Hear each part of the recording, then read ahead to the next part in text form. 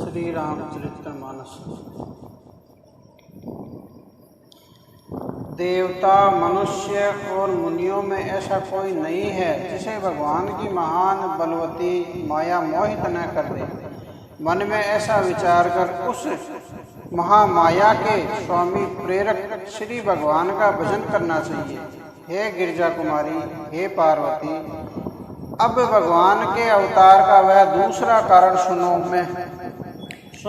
मैं उसकी विचित्र कथा विस्तार से कहता हूँ, जिस कारण से जन्म रहित, निर्गुण और रूप रहित, अव्यक्त सच्चिदानंद घन ब्रह्मा अयोध्यापुरी के राजा हुए।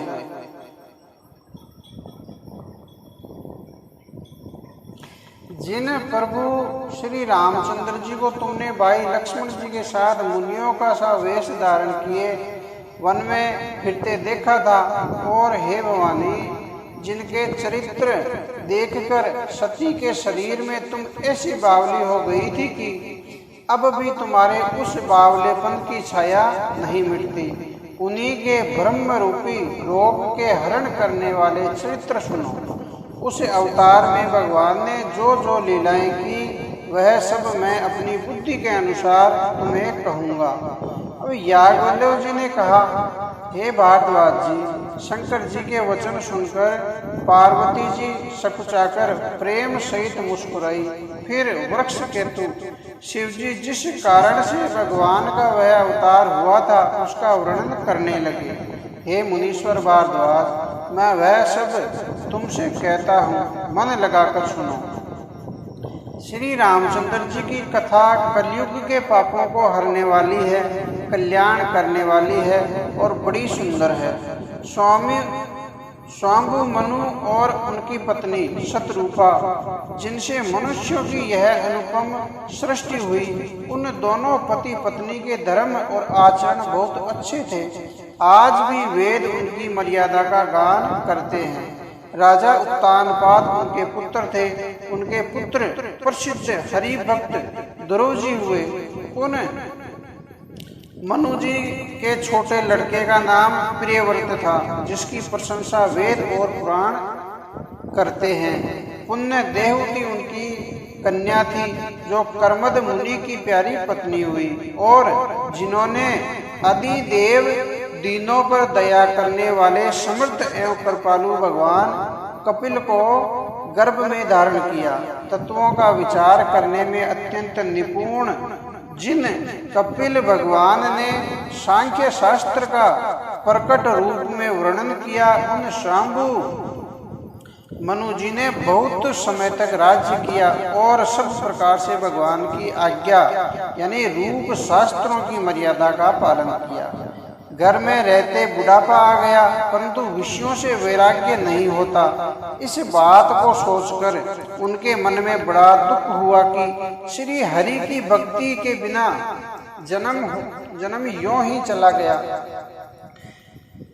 तब मुनि जी ने अपने पुत्र को जबरदस्ती राज्य देकर स्वयं स्त्री सहित वन को गमन किया। अत्यंत पवित्र और साधकों को सिद्धि देने वाली तीर्थों में श्रेष्ठ नैमिषारण्य प्रसिद्ध है। वहाँ मुनियों और सिद्धों के समूह बसते हैं।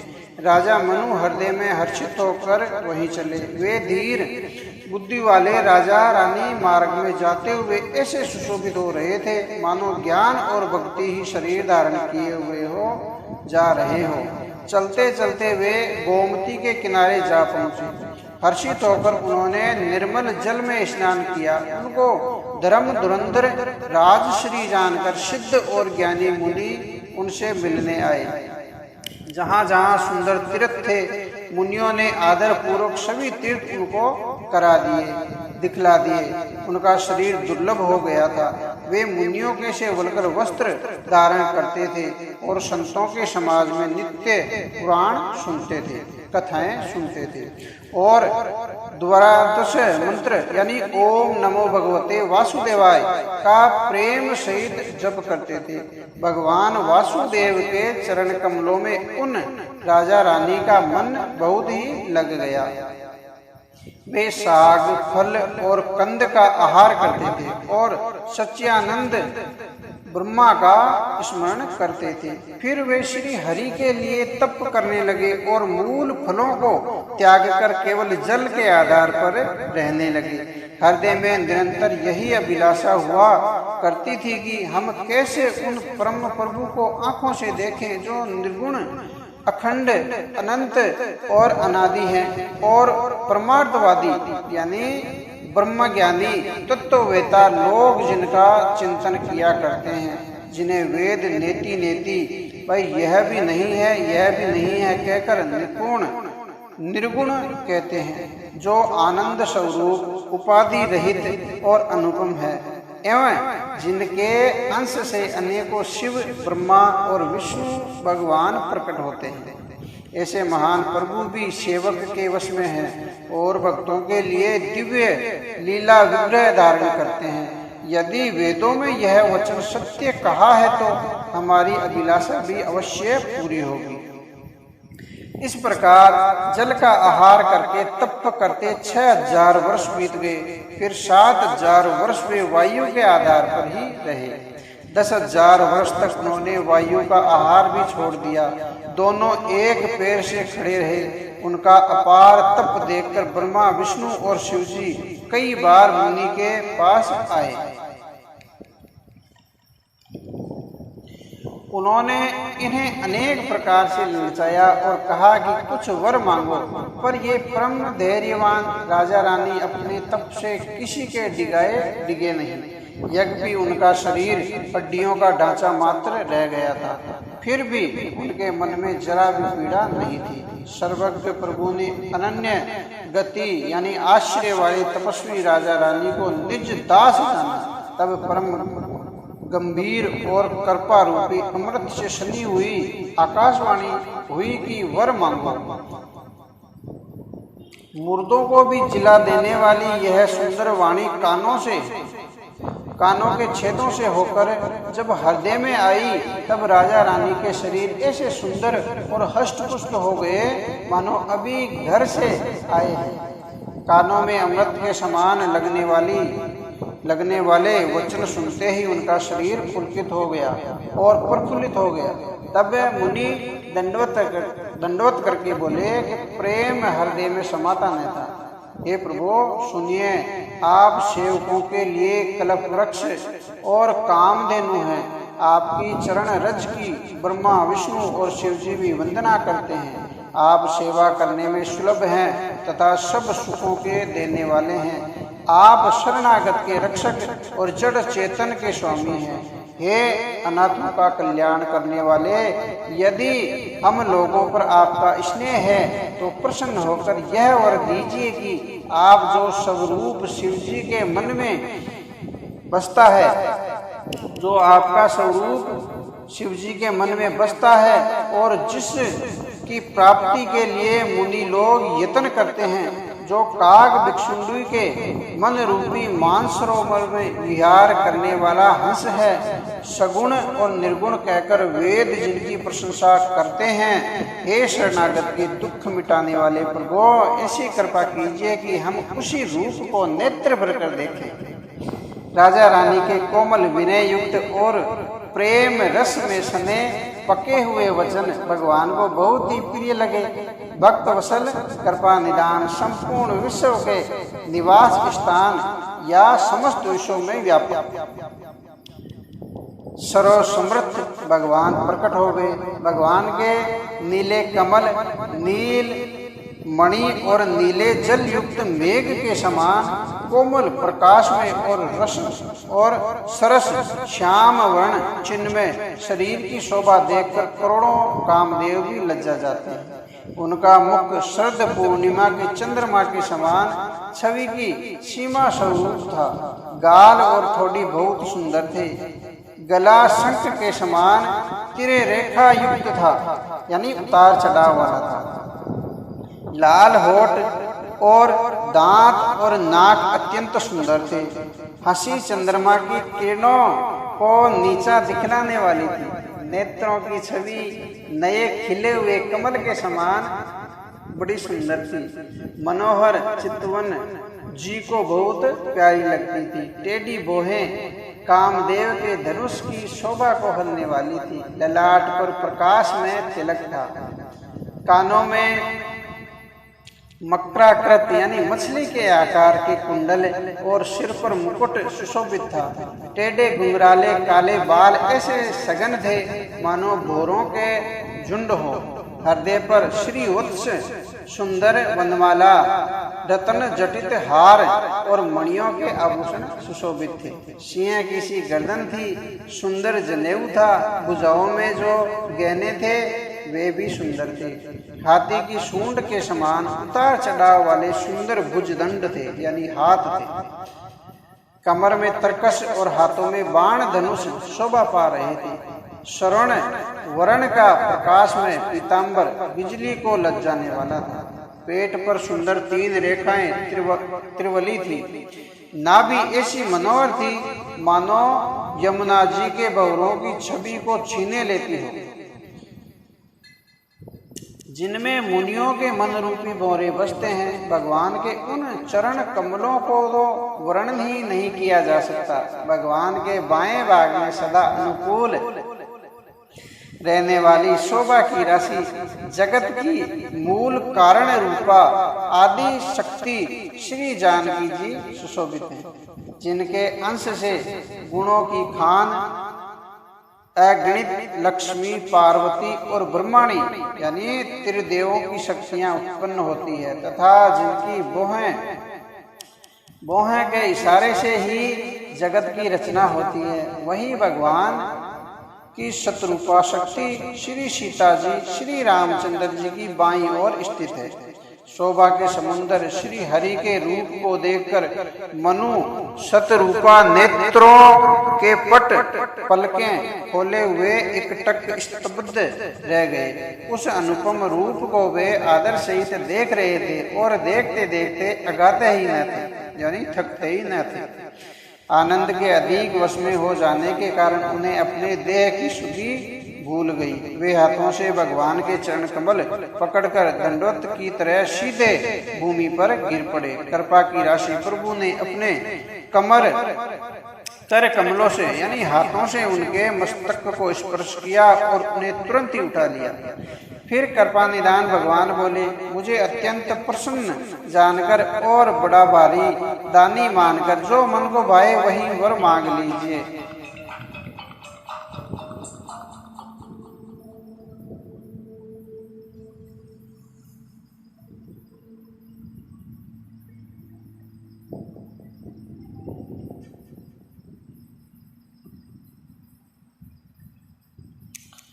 प्रभु के वचन सुनकर दोनों हाथ जोड़कर और धीरज धरकर राजा ने कोमल वाणी ही कही, हे नाथ, आपके चरण कमलों को देखकर अब हमारी सारी मन की कामनाएं पूरी हो गई। फिर भी मन में एक बड़ी लालसा है, उसका पूरा होना सहज ही है और अत्यंत कठिन भी है, इसी से उसे कहते नहीं बनता। हे स्वामी, कि आपके लिए तो उसका पूरा करना बहुत सहज है, पर मुझे अपनी दीनता के कारण यह अत्यंत कठिन मालूम होता है। जैसे कोई दरिद्र कल्प वृक्ष को पाकर भी अधिक द्रव्य मांगने में संकोच करता है, क्योंकि वह उसके प्रभाव को नहीं जानता, वैसे ही मेरे हृदय में संयस हो रहा है। हे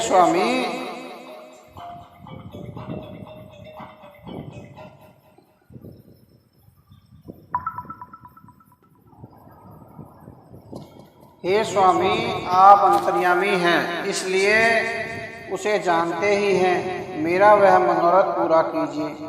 भगवान ने कहा, हे राजन, संकोच छोड़कर मुझसे मांगो, तुम्हें न दे सकूं ऐसा मेरे पास कुछ भी नहीं है। राजा ने कहा, हे दानियों के शिरोमणि, हे कृपानिदान, हे नाथ, मैं अपने मन का सच्चा भाव कहता हूँ कि मैं आपके समान पुत्र चाहता हूँ। प्रभु से भला क्या छिपाना। राजा की प्रीति देखकर और उनके अमूल्य वचन सुनकर कृपा निधान भगवान बोले, ऐसा ही हो। हे राजन, मैं अपने समान दूसरा कहाँ जाकर खोजूं, अतः स्वयं ही आकर तुम्हारा पुत्र बनूंगा। शतरूपा जी को हाथ जोड़े देखकर भगवान ने कहा, हे देवी, तुम्हारी जो इच्छा हो सो वर मांग लो। शतरूपा ने कहा, हे नाथ, चतुर राजा ने जो वर मांगा है, हे कृपालु, वह मुझे बहुत ही प्रिय लगा है। परंतु हे प्रभु, बहुत ठिठाई हो रही है। यद्यपि हे भक्तों के हित करने वाले, वह ठिठाई भी आपको अच्छी ही लगती है। आप ब्रह्मा आदि के भी पिता यानी उत्पन्न करने वाले, जगत के स्वामी और सबके हृदय के भीतर की जानने वाले ब्रह्मा हैं। ऐसा समझने पर मन में संदेह होता है, फिर भी प्रभु ने जो कहा वही प्रणाम यानी सत्य है।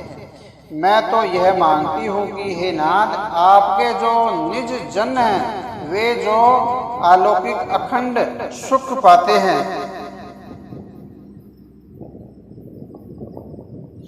और जिस परम गति को प्राप्त करते हैं, हे प्रभु, वही सुख, वही गति, वही भक्ति और वही चरणों में प्रेम, वही ज्ञान, वही रहन सहन कृपा करके हमें दीजिए। रानी की कोमल मूंड और मनोहर श्रेष्ठ वाक्य रचना सुनकर कृपा के समुद्र भगवान कोमल वचन बोले कि तुम्हारे मन में जो कुछ इच्छा है वह सब मैंने तुमको दिया, इसमें कोई संदेह न समझना। हे माता, मेरी कृपा से तुम्हारा अलौकिक ज्ञान कभी नष्ट न होगा। तब मुनि ने भगवान के चरणों की वंदना करके फिर कहा, हे प्रभु, मेरी एक विनती और है कि आपके चरणों में मेरी वैसी ही प्रीति हो जैसी पुत्र के लिए पिता की होती है, चाहे मुझे कोई बड़ा भारी मूर्ख ही क्यों न कहे। जैसे मणि के बिना सांप और जल के बिना मछली नहीं रह सकती, वैसे ही मेरा जीवन आपके अधीन रहे, आपके बिना न रह सके। ऐसा वर मांगकर राजा भगवान के चरण पकड़ने लगे और चरण पकड़ लिए। तब दया के निदान भगवान ने कहा, ऐसा ही हो, अब तुम मेरी आज्ञा मानकर देवराज इंद्र की राजधानी अमरावती में जाकर वास करो, स्वर्ग में जाकर वास करो। हे तात, वहाँ स्वर्ग के बहुत से भोग भोग कर कुछ काल बीत जाने पर तुम अवध के राजा होंगे, तब मैं तुम्हारा पुत्र होऊंगा। इच्छा निर्मित मनुष्य रूप सजकर मैं तुम्हारे घर प्रकट होऊंगा। हे तात, मैं अपने अंशों सहित देह धारण करके भक्तों को सुख देने वाले चरित्र करूंगा।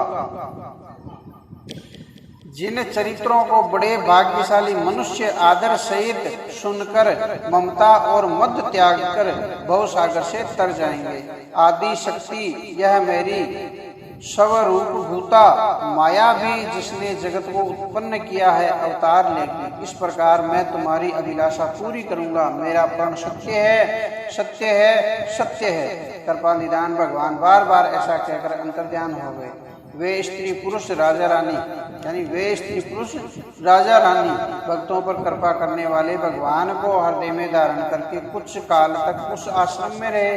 फिर उन्होंने समय पाकर सहज ही यानी बिना कष्ट के शरीर को छोड़ दिया और अमरावती में यानी इंद्र की पुरी में जाकर वास किया। याज्ञवल्क्य जी कहते हैं, हे भारद्वाज, इस अत्यंत पवित्र इतिहास को शिव जी ने पार्वती जी से कहा था। अब श्री रामचंद्र जी के अवतार लेने का दूसरा कारण सुनो। हे मुनि, वह पवित्र और प्राचीन कथा सुनो जो शिव जी ने पार्वती जी से कही थी। संसार में प्रसिद्ध एक केके देश है, वहाँ सत्यकेतु नाम का राजा रहता था, राज्य करता था।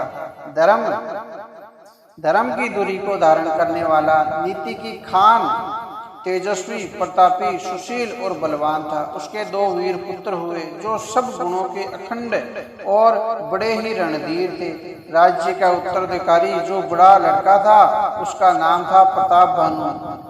दूसरे पुत्र का नाम था अरिमर्दन, जिसकी भुजाओं में अपार बल था और जो युद्ध में पर्वत के समान अटल रहता था, यानी डिगता नहीं था। भाई बहन में बड़ा मेल और सब प्रकार से दोषों और छलों से रहित सच्ची प्रीति थी। राजा ने जेठे पुत्र को राज्य दे दिया, यानी बड़े पुत्र को राज्य दे दिया और आप भगवान के भजन के लिए वन को चल दिए। जब प्रताप बानु राजा हुआ, देश में उसकी दुहाई फिर गई। फिर वेदों में बताई हुई विधि के अनुसार उत्तम रीति से प्रजा का पालन करने लगा। उसके राज्य में पापों का कहीं लेश भी नहीं रह गया था। राजा का हित करने वाला और शुक्राचार्य के समान बुद्धिमान धर्मरुचि नामक उसका मंत्री था। इस प्रकार बुद्धिमान मंत्री और बलवान तथा वीर भाई के साथ ही स्वयं राजा भी बड़ा प्रतापी और रणधीर था। साथ में अपार चतुर्गिणी सेना थी, जिसमें असंख्य योद्धा थे, जो सब के सब रण में जूझ मरने वाले थे। अपनी सेना को देखकर राजा बहुत प्रसन्न हुआ और घमासान नगाड़े बजने लगे। दिग्विजय के लिए सेना सजाकर वह राजा शुभ दिन यानी मुहूर्त साधकर और डंका बजाकर चला। जहां तहां बहुत सी लड़ाइयां हुई। उसने सब राजाओं को बलपूर्वक जीत लिया। अपनी भुजाओं के बल से उसने सातों द्वीपों भूखंडों को वश में कर लिया और राजाओं से दंड यानी कर लेकर उन्हें छोड़ दिया। संपूर्ण पृथ्वी मंडल का उस समय प्रताप बानु ही एकमात्र चक्रवर्ती राजा रहा था। संसार भर को अपनी भुजाओं के बल से वश में करने वाले राजा ने अपने नगर में प्रवेश किया। राजा अर्थ, धर्म और काम आदि के सुखों का समय अनुसार सेवन करता था। राजा प्रताप बानु बल पाकर भूमि सुंदर, कामधेनु यानी मनचाही वस्तु देने वाली हो गई। उसके राज्य में प्रजा सब प्रकार से दुखों से रहित और सुखी थी और सभी स्त्री पुरुष सुंदर और धर्मात्मा थे। धर्मधुरी मंत्री का श्री हरि के चरणों में प्रेम था। वह राजा के हित के लिए सदा उसको नीति सिखाया करता था। राजा गुरु, देवता, संत, पितर और ब्राह्मण इन सब की सदा सेवा करता रहता था। वेदों में राजाओं के जो धर्म बतलाए गए हैं, राजा सदा आदर पूर्वक और सुख मानकर उन सब का पालन करता था। प्रतिदिन अनेक प्रकार के दान देता और उत्तम शास्त्र, वेद और पुराण सुनता था, कथाएं सुनता था। उसने बहुत सी बावड़ियाँ, कुएं, तालाब, फुलवाड़ियाँ में बगीचे, सुंदर बगीचे, ब्राह्मणों के लिए घर और देवताओं के लिए सुंदर विचित्र मंदिर सब तीर्थों में बनवाए। वेद और पुराणों में जितने प्रकार के यज्ञ कहे गए हैं, राजा ने एक एक करके उनके सब यज्ञों को प्रेम सहित हजार बार किया। राजा के हृदय में किसी फल की टोह यानी कामना न थी। राजा बड़ा ही बुद्धिमान और ज्ञानी था। वह ज्ञानी राजा धर्म, मन और वाणी से जो कुछ भी धर्म करता था, सब भगवान वासुदेव को अर्पित करके करता था। एक बार वह राजा एक अच्छे घोड़े पर सवार होकर शिकार का सब सामान सजाकर विंध्याचल के घने जंगलों में गया और वहां उसने बहुत से उत्तम हिरण मारे। राजा ने वन में फिरते हुए एक सूअर को देखा। दांतों के कारण वह ऐसा दिखता पड़ता था मानो चंद्रमा को ग्रस यानी मुंह में पकड़कर राहु वन में आ गया। चंद्रमा बड़ा होने से उसके मुंह में समाता नहीं है और मानो क्रोधवश वह भी उसे उगला नहीं है। यह तो सूअर के भयानक दांतों की शोभा कही गई है। इधर उसका शरीर भी बहुत विशाल और मोटा था। घोड़े की आहट पाकर वह गुरगुराता हुआ कान उठाए चौकन्ना होकर देख रहा था।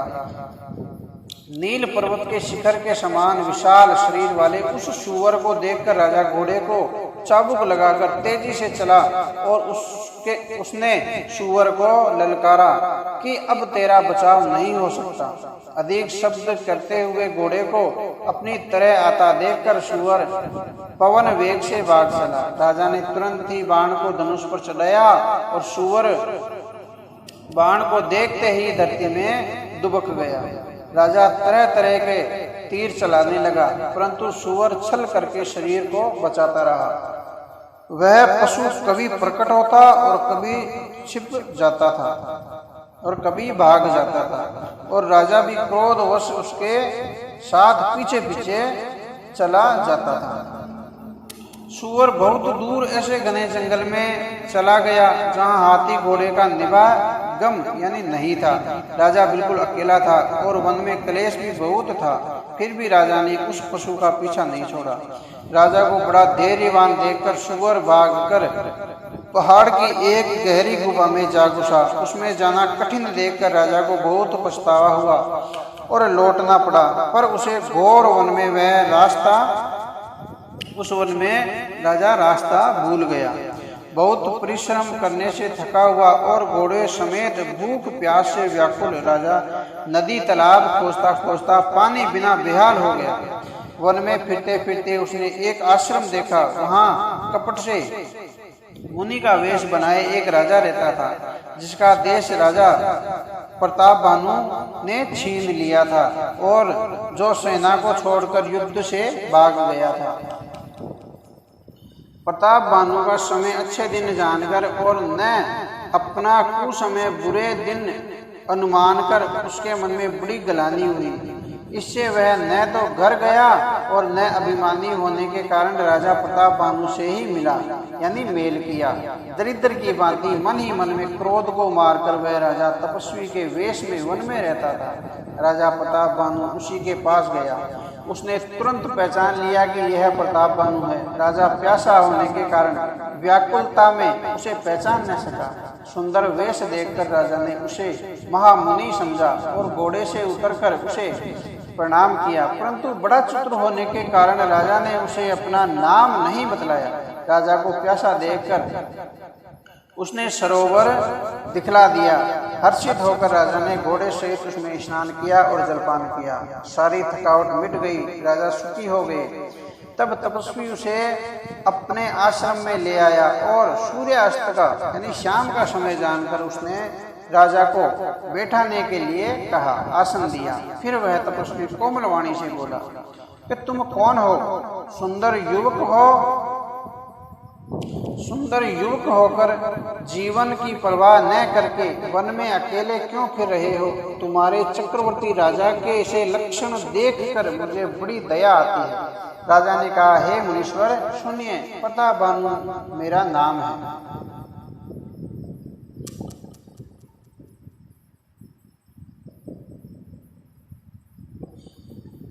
कि प्रताप भानु नाम का एक राजा है, मैं उसका मंत्री हूँ। शिकार के लिए फिरते हुए राह भूल गया हूँ। बड़े भाग्य से यहाँ आकर मैंने आपके चरणों के दर्शन किए। हमें आपका दर्शन दुर्लभ था। इससे जान पड़ता है कि कुछ भला होने वाला है। मुनि ने कहा, हे तात, अंधेरा हो गया। तुम्हारा नगर यहाँ से 70 योजन है, 70 योजन दूर है। हे राजन, हे सुजान, सुनो, घोर अंधेरी रात है, घना जंगल है, रास्ता नहीं है। ऐसा समझकर तुम आज यही ठहर जाओ, सवेरा होते ही चले जाना। तुलसीदास जी कहते हैं, जैसी होनहार होती है वैसी ही सहायता मिल जाती है। या तो वह आप ही अकेले उसके पास आ जाती है या उसको वहाँ ले जाती है। ऐसा हे नाथ, अब बहुत अच्छा। ऐसा कहकर और उसकी आज्ञा सिर चढ़ाकर घोड़े को वृक्ष से बांधकर राजा बैठ गया। राजा ने उसकी बहुत प्रकार से प्रशंसा की और उसके चरणों की वंदना करके अपने भाग्य की सराहना की। फिर सुंदर कोमल वाणी से कहा, हे प्रभु, आपको पिता जानकर मैं ठिठाई करता हूँ। हे मुनीश्वर, मुझे अपना पुत्र और सेवक जानकर अपना नाम धाम विस्तार से बतलाइए। राजा ने उसको नहीं पहचाना, पर वह राजा को पहचान गया। राजा तो शुद्ध हृदय था और वह कपट करने में चतुर था। एक तो वैरी, फिर जाति का क्षत्रिय, फिर राजा। वह छल बल से अपना काम बनाना चाहता था। वह शत्रु अपने राज्य सुख को समझ करके यानी स्मरण करके दुखी था, अपने राज्य की याद करके दुखी था। उसकी छाती कुमार के आम की तरह, आग की तरह भीतर ही भीतर सुलग रही थी। राजा के सरल वचन कानों से सुनकर अपने वीर को याद करके हृदय में हर्षित हुआ।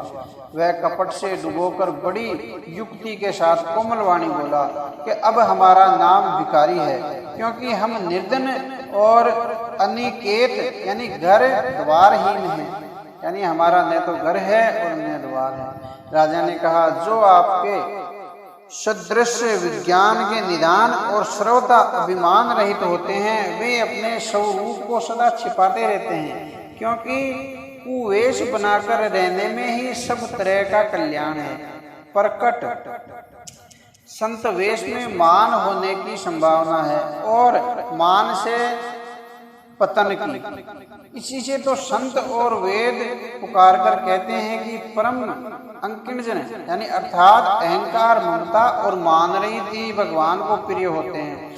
आप शरीके निर्धन भिखारी और ग्रहहीनों को देखकर ब्रह्मा और शिव जी को भी संदेह हो जाता है कि वे वास्तविक संत हैं या भिखारी हैं।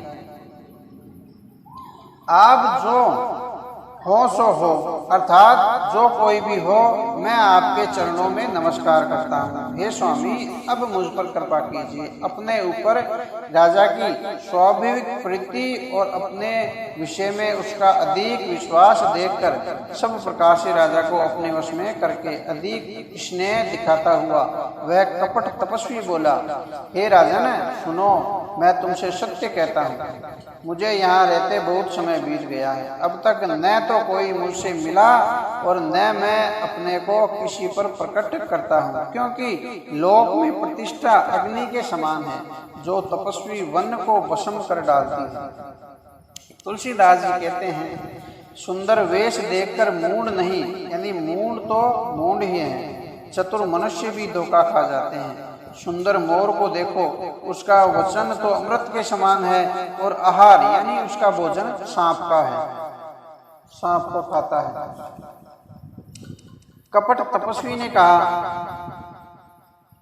इसी से मैं जगत में छिपकर रहता हूँ। श्री हरि को छोड़कर किसी से कुछ भी प्रयोजन नहीं रखता। प्रभु तो बिना जनाए ही सब जानते हैं। फिर कहो, संसार को रिझाने से क्या प्रसिद्धि मिलेगी? तुम पवित्र और सुंदर बुद्धि वाले हो, इसी से मुझे बहुत ही प्यारे हो और तुम्हारी भी मुझ पर प्रीति और विश्वास है। हे तात, अब यदि मैं तुमसे कुछ छिपाता हूँ तो मुझे बहुत ही भयानक दोष लगेगा। ज्यों ज्यों वह तपस्वी उदासीनता की बातें करता था, त्यों त्यों ही राजा को विश्वास उत्पन्न होता जाता था। जब उस बुगले की तरह ध्यान करने वाले कपटी मुनि ने राजा को क्रम, मन और वचन से अपने वश में कर जाना, तब वह बोला, हे भाई, हमारा नाम एक तनु है। यह सुनकर राजा ने फिर सिर नवाकर कहा, मुझे अपना अत्यंत अनुरागी सेवक जानकर अपने नाम का अर्थ समझाकर कहिए। कपटी मुनि ने कहा कि जब सबसे पहले सृष्टि उत्पन्न हुई थी तभी मेरी उत्पत्ति हुई थी, तब से मैंने फिर दूसरी देह नहीं धारण की, इसी से मेरा नाम एक तनु है, यानी एक देह वाला है। हे पुत्र, मन में आश्चर्य मत करो, तप से कुछ भी दुर्लभ नहीं है।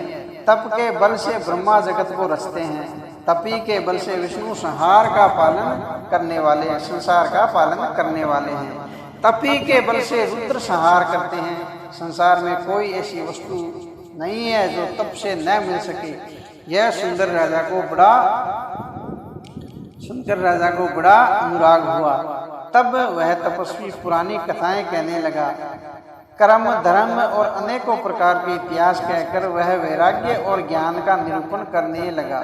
सृष्टि की उत्पत्ति, पालन, स्थिति और संहार यानी प्रलय की अपार आश्चर्य भरी कथाएं उसने विस्तार से कही। राजा सुनकर उस तपस्वी के वश में हो गया और तब वह उसे अपना नाम बतलाने लगा। तपस्वी ने कहा, राजन, मैं तुमको जानता हूँ, तुमने कपट किया, वह मुझे अच्छा लगा। हे राजन सुनो, ऐसी नीति है कि राजा लोग जहाँ तहाँ अपना नाम नहीं कहते। तुम्हारी वही चतुराई समझकर तुम पर मेरा बड़ा प्रेम हो गया है।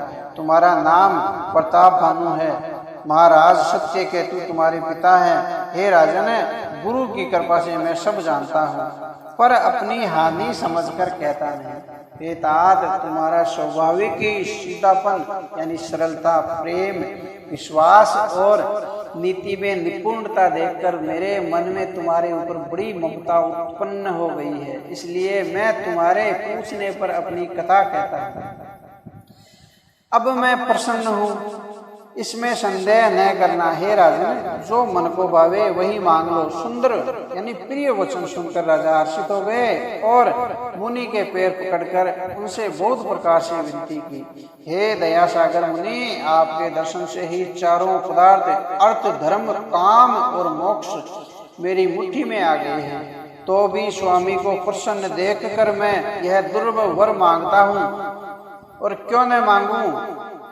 शोक रहित हो गया हूँ यानी चिंता मुक्त हो गया हूँ। मेरा शरीर वृद्धावस्था यानी मृत्यु और दुख से रहित हो जाए, मुझे युद्ध में कोई जीत न सके, और पृथ्वी पर मेरा शोक कल्प वर्ष तक एक छत्र अखंड राज्य हो। तपस्वी ने कहा, हे राजन, ऐसा ही हो, पर एक बात कठिन है, उसे भी सुन लो। हे पृथ्वी के स्वामी, अकेले ब्रह्मांड कुल को छोड़ काल भी तुम्हारे चरणों पर सिर नवाएगा। तप के बल से ब्राह्मण सदा बलवान रहते हैं, उनके क्रोध से रक्षा करने वाला कोई नहीं है। हे नरपति, यदि तुम ब्राह्मणों को वश में कर लो तो ब्रह्मा, विष्णु और महेश भी तुम्हारे अधीन हो जाएंगे। ब्राह्मण कुल से जोर जबरदस्ती नहीं चल सकती। मैं दोनों भुजा उठाकर सत्य कहता हूँ। हे राजन, सुनो, ब्राह्मणों के श्राप बिना तुम्हारा नाश नहीं हो सकता।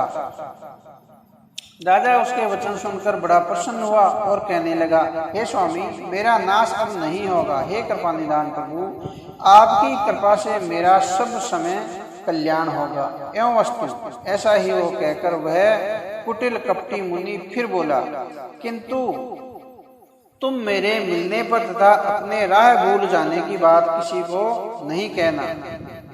अगर कह दोगे तो तुम्हारा दोष नहीं है। हे राजन, मैं तुमको इसलिए मना करता हूँ कि इस प्रसंगों को कहने से तुम्हारी बड़ी हानि होगी। छठे कान में यह बात पड़ते ही तुम्हारा नाश हो जाएगा। मेरा यह वचन सत्य जानना। हे प्रतापवानु, सुनो, इस बात को प्रकट करने से अथवा ब्राह्मणों के श्राप से तुम्हारा नाश होगा, और किसी उपाय से चाहे ब्रह्मा चाहे शंकर भी मन में क्रोध करे, तुम्हारी मृत्यु नहीं हो सकती।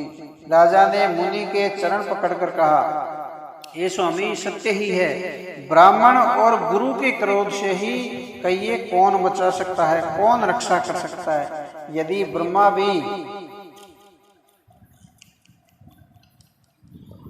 ब्रह्मा भी क्रोध करे तो गुरु बचा लेवे, पर गुरु से विरोध करने पर जगत में कोई भी बचाने वाला नहीं है। यदि मैं आपसे कथन के अनुसार नहीं चलूंगा, यानी मैं आपके कहे के अनुसार नहीं चलूंगा, तो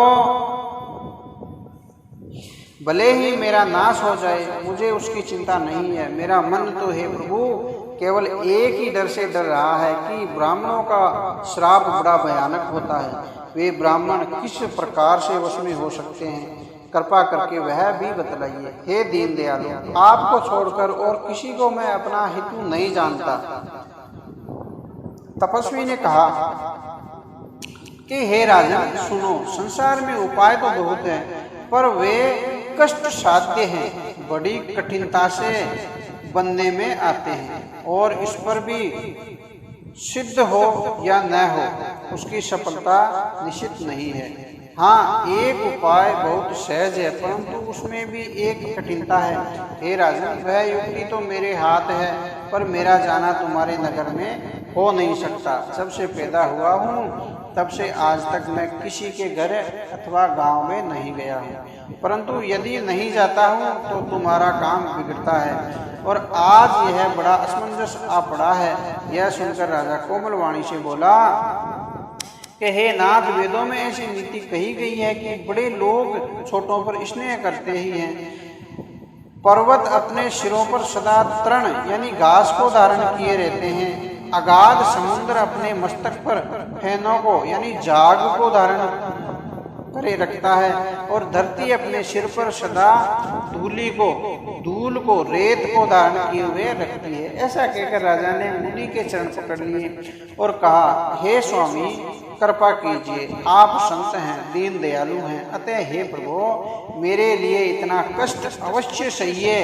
ये राजा को अपने अधीन जानकर कपट में प्रवीण तपस्वी ने बोला, हे राजन सुनो, मैं तुमसे सत्य कहता हूँ, जगत में मुझे कुछ भी दुर्लभ नहीं है। मैं तुम्हारा काम अवश्य करूंगा, क्योंकि तुम मन, वाणी और शरीर यानी तीनों से मेरे भक्त हो। पर योग, युक्ति, तप और मंत्र का प्रभाव तभी प्रफुल्लित तभी फल देता है जब वे छिपाकर किए जाते हैं। हे नरपति, मैं यदि रसोई बनाऊं और तुम उसे परोसो और मुझे कोई जान न पावे, तो उस अन्न को जो जो खाएगा सो तुम्हारा आज्ञाधारी बन जाएगा। यही नहीं कि उस भोजन करने वालों के घर भी जो कोई भोजन करेगा, हे राजन सुनो, वह भी तुम्हारे अधीन हो जाएगा, तुम्हारे वश में हो जाएगा। हे राजन, जाकर यही उपाय करो और वर्ष भर भोजन कराने का संकल्प कर लेना। नित्य नए 1 लाख ब्राह्मणों को कुटुंब परिवार सहित निमंत्रण करना। मैं तुम्हारे संकल्प के काल अर्थात 1 वर्ष तक 1 प्रतिदिन भोजन बना दूंगा, यानी रोजाना भोजन बना दूंगा। हे राजन, इस प्रकार बहुत ही थोड़े परिश्रम से ही सब ब्राह्मण तुम्हारे वश में हो जाएंगे। ब्राह्मण हवन, यज्ञ और सेवा पूजा करेंगे तो उस प्रसंग संबंध से देवता भी सहज ही उसमें हो जाएंगे। मैं एक और पहचान तुमको बताए देता हूँ कि मैं इस रूप में कभी न आऊंगा। हे राजन, मैं अपनी माया से तुम्हारे पुरोहित को हर लाऊंगा, तप के बल से उसे अपने समान बनाकर 1 वर्ष तक यहाँ रखूंगा। और हे राजन सुनो, मैं उसका रूप बनाकर सब प्रकार से तुम्हारा काम सिद्ध करूंगा। हे राजन, रात बहुत बीत गई है, अब सो जाओ। आज से तीसरे दिन मुझसे तुम्हारी भेंट होगी। तप के बल से मैं घोड़े सहित तुमको सोते हुए तुम्हारे घर, तुम्हारे राज्य पहुंचा दूंगा। मैं वही पुरोहित का वेश धरकर आऊंगा। जब एकांत में तुमको बुलाकर सब कथा सुनाऊंगा, तब मुझे पहचान लेना। राजा ने आज्ञा मानकर शयन किया और वह कपट ज्ञानी आसन पर जा बैठा। राजा थका हुआ था, उसे खूब गहरी नींद आ गई, पर वह कपटी कैसे सोता, उसे तो बहुत चिंता हो रही थी। उसी समय वहां कालकेतु राक्षस आया। उसने सुअर बनकर राजा को भटकाया था। वह तपस्वी राजा का बड़ा मित्र था, यानी वो सुअर था राक्षस, उसका वो कपट राजा बड़ा मित्र था और खूब छल प्रपंच जानता था। उसके 100 पुत्र 10 भाई थे जो बड़े ही तुष्ट किसी से भी न जीते जाते थे और देवताओं को दुख देने वाले थे। ब्राह्मणों, संतों और देवताओं को दुखी देखकर राजा ने उन सबको पहले ही युद्ध में मार डाला था। उस दुष्ट ने पिछला वैर याद करके तपस्वी राजा से मिलकर सलाह विचारी, षड्यंत्र किया और जिस प्रकार शत्रु का नाश हो वही उपाय रचा। भावीवश राजा प्रताप भानु कुछ भी न समझ सका। तेजस्वी शत्रु अकेला भी हो तो भी उसे छोटा नहीं जानना चाहिए। कोई भी शत्रु हो उसे छोटा नहीं जानना चाहिए। जिसका सिर मात्र बचा था वह राहु आज तक सूर्य चंद्रमा को दुख देता है। जो राहु था उसका सिर ही मात्र बचा था, वो आज तक सूर्य को ग्रसता है। तपस्वी राजा अपने मित्र को देख प्रसन्न होकर मिला और सुखी हुआ। उसने मित्र को सब कथा कह सुनाई। तब राक्षस आनंदित होकर बोला, हे राजन सुनो, जब तुमने मेरे कहने के अनुसार इतना काम कर ही लिया तो अब मैंने शत्रु को काबू में कर ही लिया। समझो, ये बात पक्की समझो कि तुम अब चिंता त्याग सो रहो, यानी चिंता त्याग दो और निश्चित रहो, विधाता ने बिना ही दवा के रोग दूर कर दिया है। कुल सहित शत्रु को जड़ से मूल से उखाड़ बहाकर आज से चौथे दिन मैं तुमसे आकर मिलूंगा। इस प्रकार तपस्वी राजा को खूब दिलासा देकर वह मायावी और अत्यंत क्रोधी राक्षस चला। उसने प्रताप बानु राजा को घोड़े सहित क्षण भर में घर पहुंचा दिया। राजा को रानी के पास सुलाकर घोड़े को अच्छी तरह घुड़शाला में बांध दिया। फिर वह राजा के पुरोहित को उठा ले आया और माया से उसकी बुद्धि को भ्रम में डालकर उसने पहाड़ की खोह में यानी पहाड़ की गुफा में ला रखा। वह आज पुरोहित का रूप बनाकर उसकी सुंदर सेज पर जा लेटा। राजा सवेरा होने से पहले ही जागा और अपना घर देखकर उसने बड़ा ही आश्चर्य माना। मन में मुनि की महिमा का अनुपम करके वह धीरे से उठा जिससे रानी न जान पावे। फिर उसी घोड़े पर चढ़कर वन को चला गया। नगर के किसी भी स्त्री पुरुष ने नहीं जाना। दोपहर बीत जाने पर राजा आया।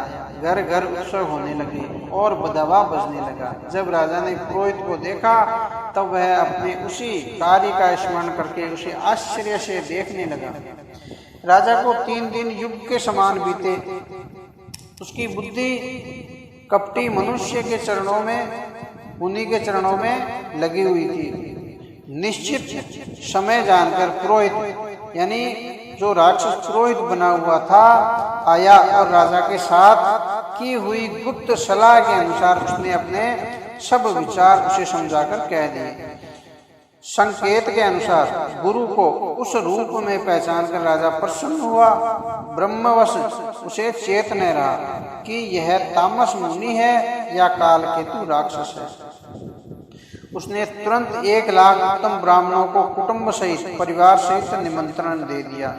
पुरोहित ने 6 रस और 4 प्रकार के भोजन जैसा कि वेदों में वर्णन है बनाए। उसने मायावी रसोई तैयार की और इतने व्यंजन बनाए कि जिन्हें कोई गिन नहीं सकता। अनेक प्रकार के पशुओं का मांस पकाया और उसमें उस दुष्ट ने ब्राह्मणों का मांस मिला दिया। सब ब्राह्मणों को भोजन के लिए बुलाया और चरण धोकर आदर सहित बैठाया। जो ही राजा परोसने लगा उसी काल यानी काल केतु से आकाशवाणी हुई, हे ब्राह्मणों उठकर अपने घर जाओ, यह अन्न मत खाओ। इस अन्न के खाने में बड़ी हानि है।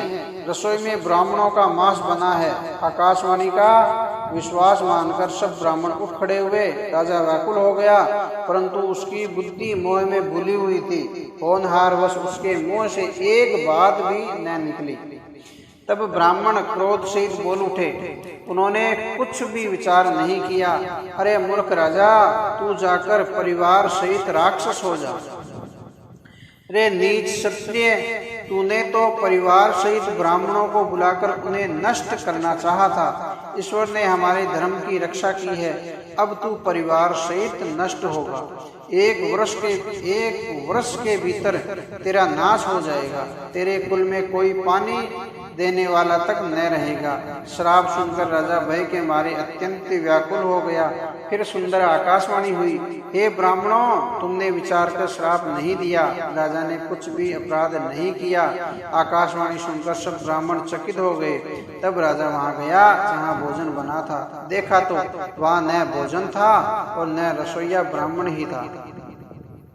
तब राजा ने मन में अपार चिंता करता हुआ लौटा। उसने ब्राह्मणों को सब वार्तांत सुनाया और बड़ा ही भयभीत और व्याकुल होकर वह पृथ्वी पर गिर पड़ा। हे राजन, यद्यपि तुम्हारा दोष नहीं है तो भी होनहार नहीं मिटती। ब्राह्मणों का श्राप बहुत ही भयानक होता है, यह किसी तरह भी टाले नहीं टल सकता। ऐसा कहकर सब ब्राह्मण चले गए। नगरवासियों ने जब यह समाचार पाया यानी सुना तो वे चिंता करने लगे और विधाता को दोष देने लगे। जिसने हंस बनाते बनाते कौवा कर दिया, ऐसे पुण्य आत्मा राजा को देवता बनाना चाहिए था, तो राक्षस बना दिया। पुरोहित को उसके घर पहुंचाकर असुर कालकेतु ने कपटी तपस्वी को खबर दी। उस दुष्ट ने जहां तहां पत्र भेजे, जिससे सब वेरी राजा सेना सजाकर चढ़ दौड़े और उन्होंने डंका बजाकर नगर को घेर लिया। नित्य प्रति अनेक प्रकार से लड़ाइयाँ होने लगी। प्रताप भानु के सब योद्धा शूरवीरों की करनी करके रण में जूझ मरे। राजा भी भाई सहित खेत रहा। सत्यकेतु के कुल में कोई नहीं बचा। ब्राह्मणों का श्राप झूठा कैसे हो सकता था। शत्रु को जीतकर नगर को फिर से बसाकर सब राजा विजय और यश पाकर अपने अपने नगर को चले गए। अब याज्ञवल्क्य जी कहते हैं, हे भारद्वाज सुनो, विधाता जब जिसके विपरीत होते हैं तब उसके लिए धूल यानी सुमेरु पर्वत के समान भारी हो जाती है और उसे कुचल डालती है। पिता यम के समान हो जाते हैं, काल रूप हो जाते हैं, रस्सी सांप के समान हो जाती है यानी रस्सी काटने खाने को दौड़ने लगती है। हे मुनि सुनो, समय पाकर वही राजा परिवार सहित रावण नाम का राक्षस हुआ। उसके 10 सिर और 20 भुजाएं थी और वह बड़ा ही प्रचंड शूरवीर था।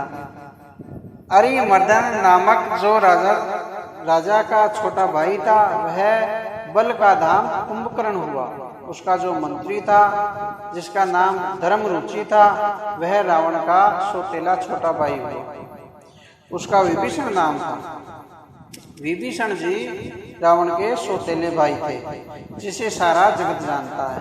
वह विष्णु भक्त और ज्ञान विज्ञान का भंडार था। और जो राजा के पुत्र और सेवक थे, वे सभी बड़े भयानक राक्षस हुए। वे सब अनेकों जातियों के मन माना रूप धारण करने वाले दुष्ट, कुटिल, भयंकर, विवेक रहित, निर्दयी, हिंसक, पापी और संसार भर को दुख देने वाले हुए। उनका वर्णन नहीं हो सकता। यज्ञ भी वे पुलत्स्य ऋषि के पवित्र, निर्मल और अनुपम कुल में उत्पन्न हुए, तथापि ब्राह्मणों के श्राप के कारण वे सब पाप रूप हुए। तीनों भाइयों ने अनेकों प्रकार की बड़ी ही कठिन तपस्या की, जिसका वर्णन नहीं हो सकता। उनका उग्र तप देखकर ब्रह्मा जी उनके पास गए और बोले, हे तात, मैं प्रसन्न हूँ, वर मांगो। रावण ने विनय करके और चरण पकड़कर कहा, हे जगदीश्वर सुनिए, वानर और मनुष्य इन 2 जातियों को छोड़कर हम और किसी के मारे न मरे, यह वर दीजिए। अब शिव जी कहते हैं कि मैंने और ब्रह्मा ने मिलकर उसे वर दिया कि ऐसा ही हो, तुमने बड़ा तप किया है। फिर ब्रह्मा जी कुंभकर्ण के पास गए और उसे देखकर उनके मन में बड़ा आश्चर्य हुआ। जो यह दुष्ट नित्य आहार करेगा तो सारा संसार ही उजाड़ हो जाएगा, यानी सबको खा जाएगा। ऐसा विचार कर ब्रह्मा जी ने तब सरस्वती जी को प्रेरणा करके उसकी बुद्धि को फेर दी और जिससे उसने 6 महीने की नींद मांगी। फिर ब्रह्मा जी विभीषण जी के पास गए और बोले, हे पुत्र, वर मांगो।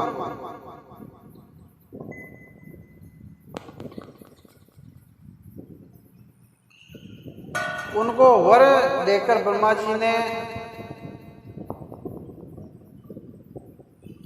उसने भगवान के चरण कमलों में निर्मल, निष्काम और अनन्य प्रेम मांगा, यानी विभीषण जी ने भगवान की भक्ति मांगी। उनको वर देकर ब्रह्मा जी चले गए और वे तीनों भाई हर्षित होकर अपने अपने घर को लौट आए। माय दानव की मंडोदरी नाम की कन्या परम सुंदरी और स्त्रियों में शिरोमणि थी। मय ने उसे लाकर रावण को दिया, यानी रावण से ब्याह दिया। उसने जान लिया कि यह राक्षसों का राजा होगा। अच्छी स्त्री पाकर रावण प्रसन्न हुआ और फिर उसने जाकर दोनों भाइयों का विवाह कर दिया। समुद्र के बीच में त्रिकूट नामक पर्वत ब्रह्मा का बनाया हुआ एक बड़ा भारी किला था। महान मायावी और निपुण कारीगर मय दानव ने उसको फिर से सजा दिया। उसमें मणियों से जड़े हुए सोने के अनगिनत महल थे। जैसी नागकुल के रहने की, यानी पाताल लोक में भोगावती पुरी है और इंद्र के रहने की स्वर्गलोक में अमरावती पुरी है, उनसे भी अधिक सुंदर और बांका वह दुर्ग था, यानी लंका का किला था। जगत में उसका नाम लंका प्रसिद्ध हुआ। उसे चारों ओर से समुद्र की अत्यंत गहरी खाई घेरे हुए हैं। उस दुर्ग यानी लंका को मणियों से जड़ा हुआ सोने का मजबूत परकोटा है, जिसकी कारीगरी का वर्णन नहीं किया जा सकता। भगवान की प्रेरणा से जिस कल्प में जो राक्षसों का राजा रावण होता है, वही शूरवीर प्रतापी अतुल्य बलवान अपनी सेना से उस पुरी में बसता है। पहले वहाँ बड़े बड़े योद्धा राक्षस रहते थे। देवताओं ने उन सबको युद्ध में मार डाला। अब इंद्र की प्रेरणा से वहाँ कुबेर के 1 करोड़ राक्षस यक्ष लोग रहते हैं। रावण को कहीं ऐसी खबर मिली, तब उसने सेना सजाकर किले को जा घेरा। उस बड़े विकट योद्धा और उसकी बड़ी सेना को देखकर यक्ष अपने प्राण लेकर भाग गए। तब रावण ने घूम फिरकर सारा नगर देखा। उसकी चिंता मिट गई और उसे बहुत ही सुख हुआ। उस पुरी को स्वाभाविक ही सुंदर और बाहर वालों के लिए दुर्गम अनुमान करके रावण ने वहां अपनी राजधानी कायम की, यानी अपना राज्य कायम किया। योग्यता के अनुसार करों को बांटकर रावण ने सब राक्षसों को सुखी किया। एक बार वह कुबेर पर चढ़ दौड़ा और उससे पुष्प विमान को जीत कर ले आया। जो कुबेर महाराज का पुष्प विमान है, उसको भी जीत लिया। फिर उसने जाकर एक बार खिलवाड़ ही में, खेल ही में कैलाश पर्वत को उठा लिया और मानो अपनी भुजाओं का बल तोलकर बहुत सुख पाकर वह वहां से चला आया। सुख संपत्ति, पुत्र, सेना, सहायक, जय, प्रताप, बल, बुद्धि और बड़ाई, ये सब उसके नित्य नए वैसे ही बढ़ते जाते थे जैसे प्रत्येक लाभ पर लोभ बढ़ता है। अत्यंत बलवान कुंभकर्ण सा उसका भाई था, जिसके जोड़ का योद्धा जगत में पैदा ही नहीं हुआ। वह मदिरा पीकर 6 महीने सोया रहता था। उसके जागते ही तीनों लोकों में तहलका मच जाता था, हाहाकार मच जाता था। यदि वह प्रतिदिन भोजन करता, तब तो संपूर्ण विश्व शीघ्र ही चौपट यानी खाली हो जाता। रणधीर ऐसा था कि जिसका वर्णन नहीं किया जा सकता।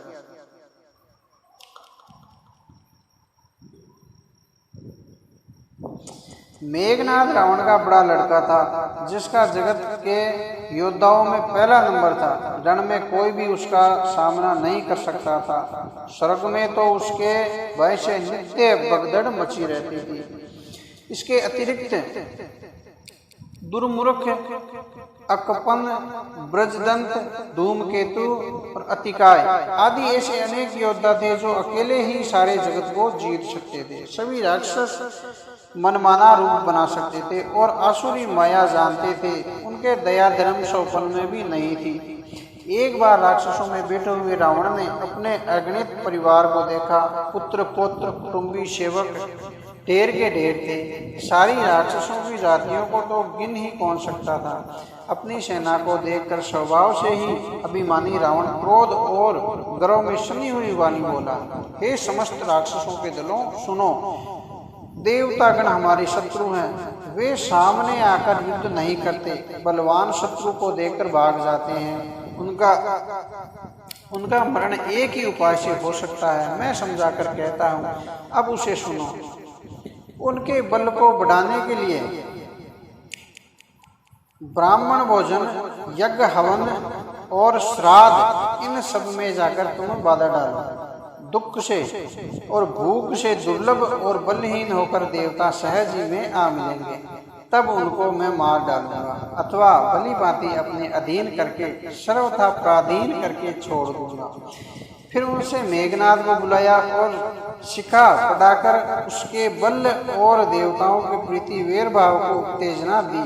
फिर कहा, हे पुत्र, जो देवता रण में धीर और बलवान है और उन्हें लड़ने का अभिमान है, उन्हें युद्ध में जीतकर बांध लाना।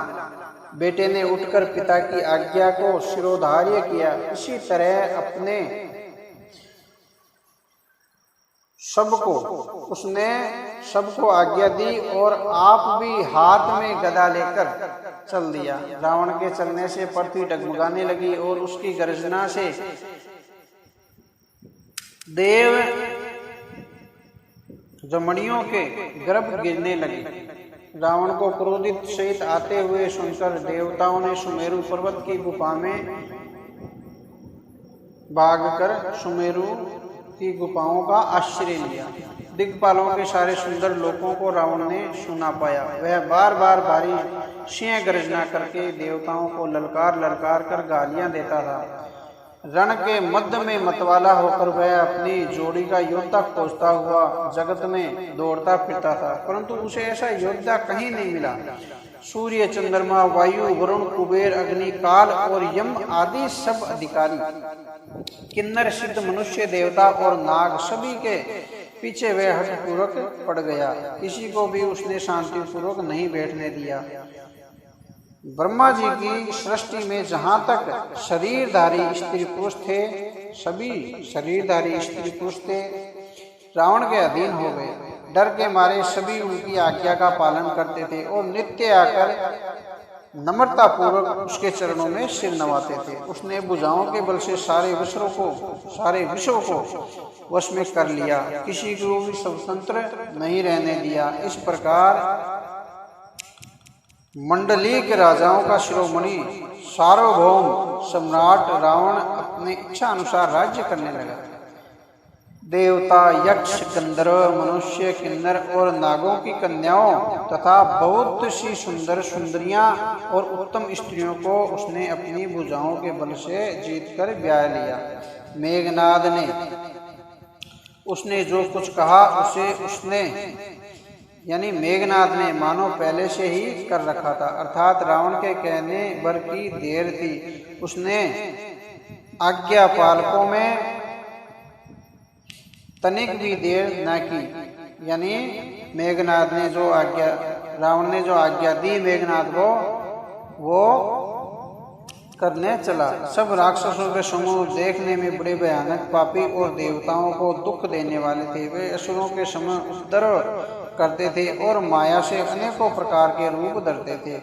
जिस प्रकार धर्म की जड़ कटे वे वही वेद विरुद्ध काम करते थे।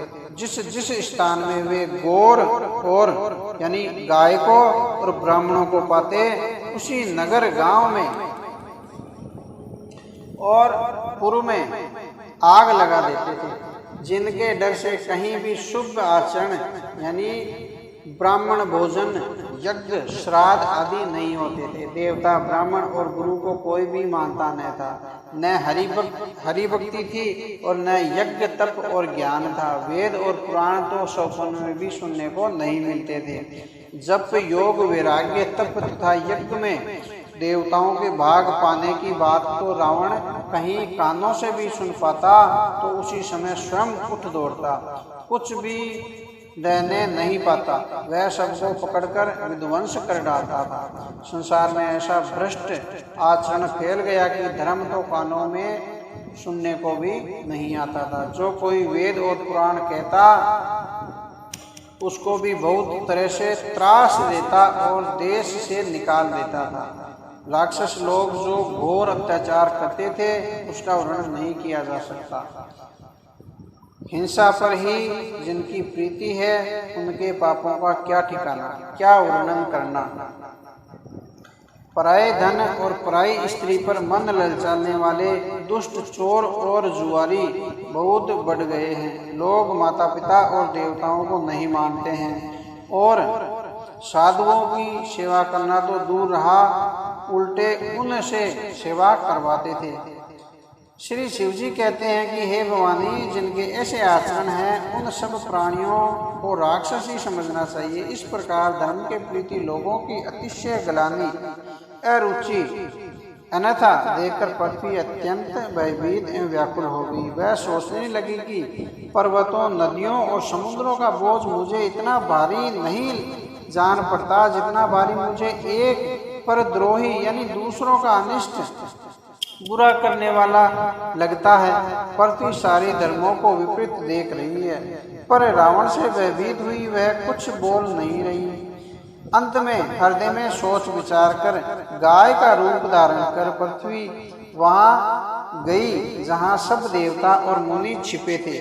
पृथ्वी ने रोकर उनको अपना दुख सुनाया, यानी गाय ने रोकर उनको अपना दुख सुनाया, किसी ने कुछ कहा नहीं। तब देवता मुनि और गंधर्व सब मिलकर ब्रह्मा जी के लोक को सत्य लोक को चले गए। भय और शोक से अत्यंत व्याकुल बेचारी पृथ्वी गाय का शरीर धारण किए हुए उसने साथ ही यानी उनके साथ ही गई। ब्रह्मा जी सब जान गए। उन्होंने मन में अनुमान किया कि इसमें मेरा कुछ भी वश नहीं चलेगा।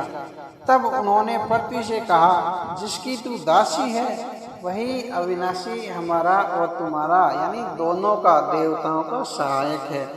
ब्रह्मा जी ने कहा, हे धरती माता, मन में धीरज धारण करके श्री हरि के यानी भगवान को चरणों का स्मरण भगवान के चरणों का स्मरण करो। प्रभु अपने दासों की पीड़ा को जानते हैं, ये तुम्हारी कठिन विपत्ति का नाश करेंगे। सब देवता बैठकर विचार करने लगे कि प्रभु कहाँ पावें यानी कहाँ मिलेंगे। उनके सामने पुकार फरियाद करें और किसके सामने करें।